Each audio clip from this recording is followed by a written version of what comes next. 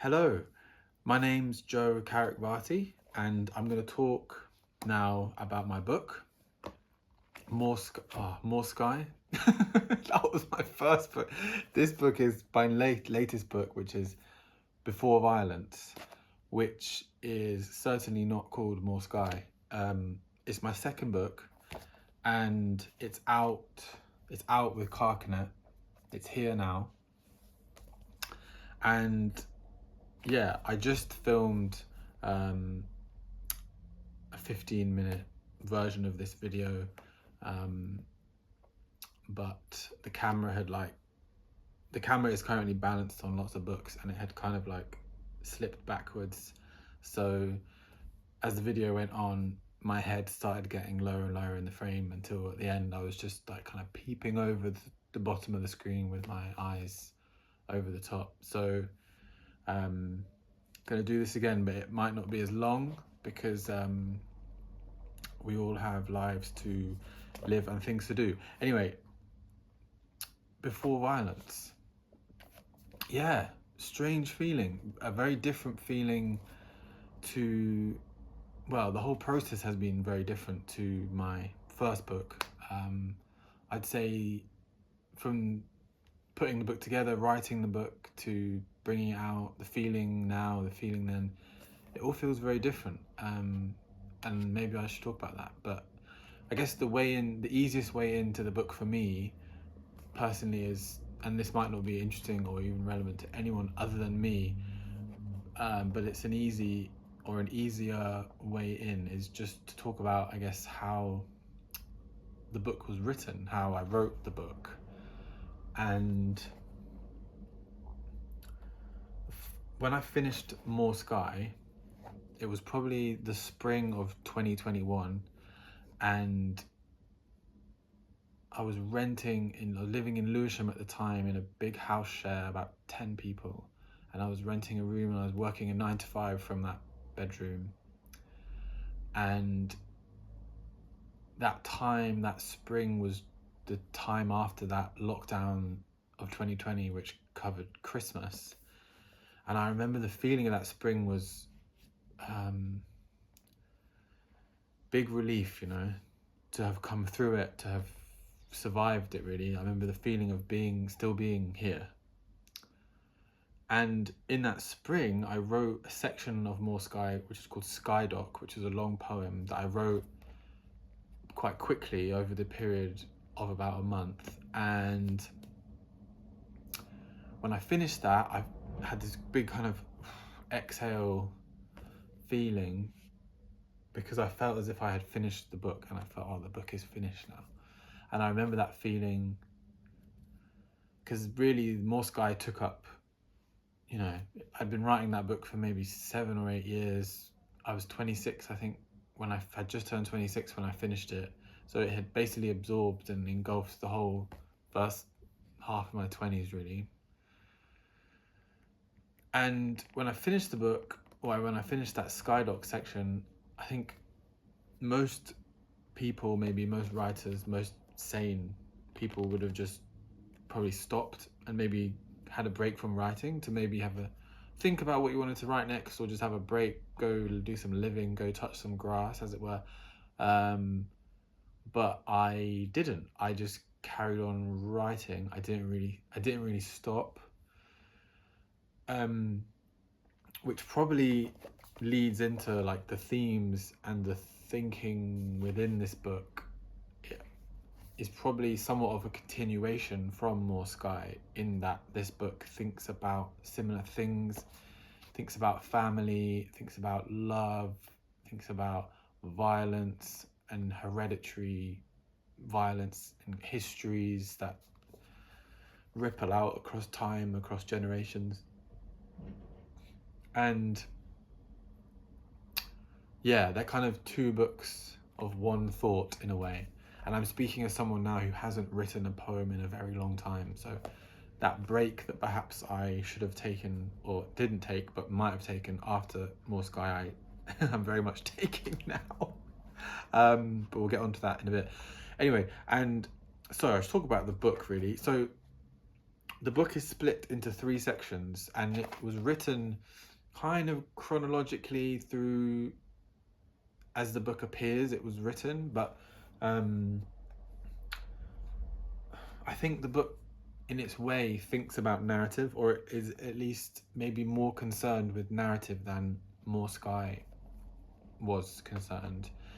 And I don't mean that in the kind of reductive way one can talk about narrative, or narrative in poetry, which can sometimes be deemed a bit of a dirty word, in that it might be a reductive kind of anecdotal version of narrative, version of experience, with not so much depth to it, emotional depth or thinking.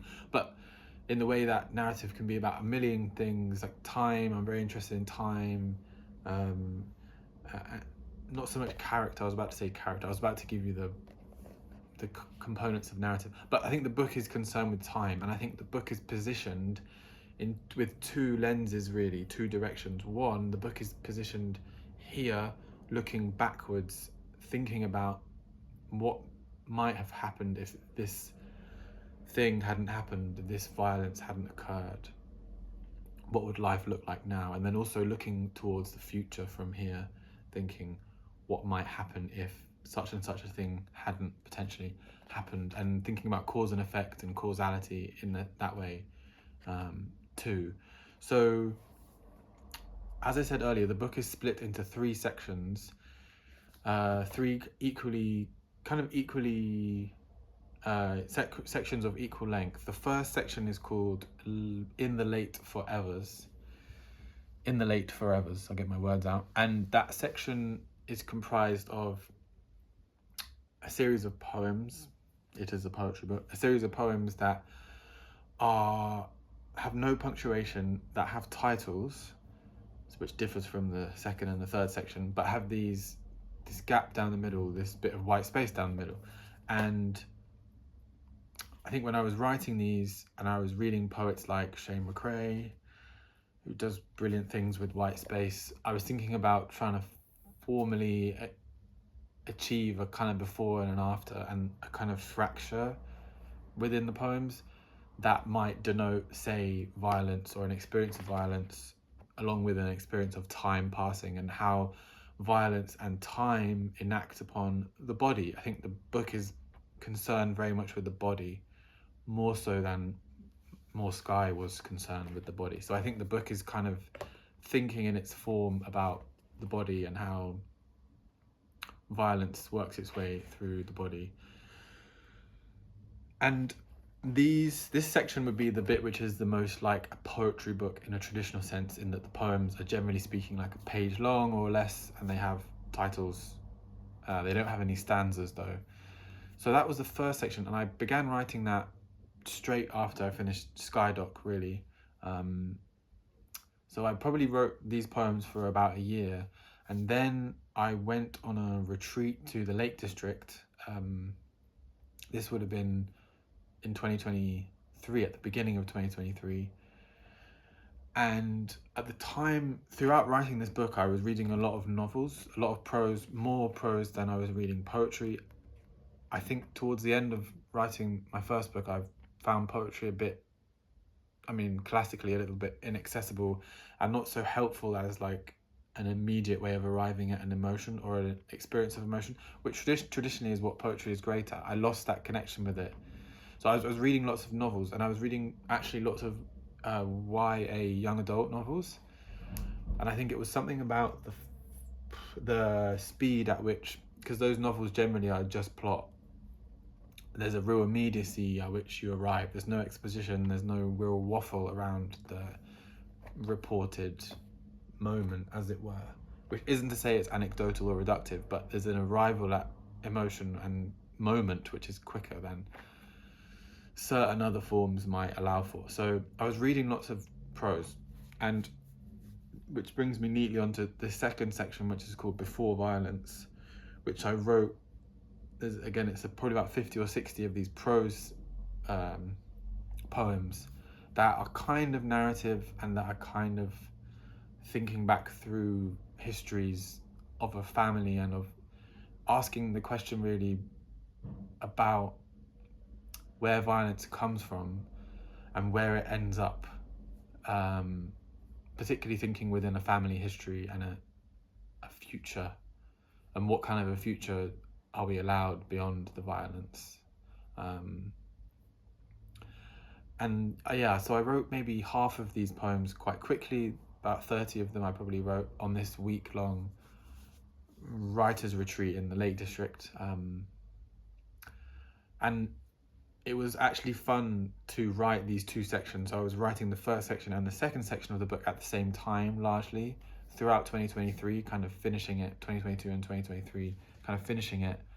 And I liked jumping between the forms, because if I was in the prose section and there was punctuation and everything was a bit neat and potentially leaning too much into a reported version of experience and narrative, I was able to jump back into the unpunctuated section where I could throw images and ideas and kind of wield them a bit looser, with a bit less care and a bit less, I think, less to lose. Whereas when you're beholden to grammar and punctuation, there's a lot to lose, because you're working within a framework maybe already that you have to hit certain notes. Whereas the form in the first section of the book gave me a lot of freedom. And likewise, when I was feeling too free and a bit too easy with my images, I could jump back into the very formally constrained prose section and be a bit more grounded in language, I guess. So yeah, those are the first two sections. The third section is called Late from the Water, and that section is an elegy for my friend Boyega Odobanjo, who passed away in 2023. It's a long poem, and it's written about an experience, I guess, Boyega passed away at a festival, Shambhala festival, and we had been booked to read together at the festival. So it was the poem is kind of about an experience of obviously losing a friend, a beloved, really important person in one's life, and also the experience of being at this festival and being there for the whole ordeal, really, and thinking back through a life shared with someone and thinking forwards into a future without someone, and love, the love that we have for our friends that we lose. And that poem, the long sequence, Late from the Water, I wrote that really quickly as well. So I wrote that at the end of 2023 in, I think it was 12 days I wrote that. And it just kind of fell, as the cliche might say, it kind of fell out of me.